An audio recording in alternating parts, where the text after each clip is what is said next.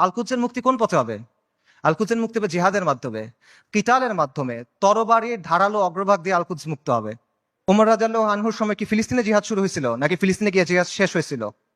সালাহুদ্দিন আল আইয়ুবির সময় জিহাদ কি ফিলিস্তিনের দরজায় শুরু হয়েছিল, না জিহাদ ফিলিস্তিনের ভেতরে গিয়ে শেষ হয়েছিল?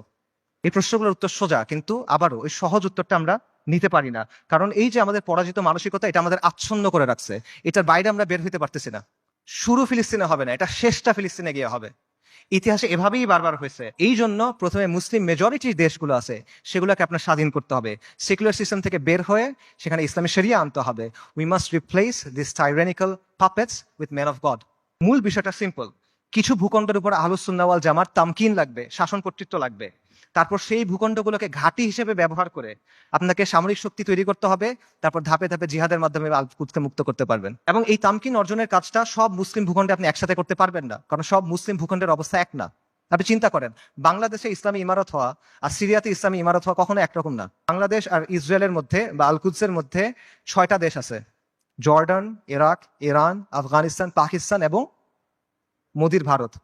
আনরিয়েলিস্টিক, আপনি ওখান থেকে কোনো যেতে পারবেন না। কিন্তু সিরিয়ার সাথে ডিরেক্ট বর্ডার আছে।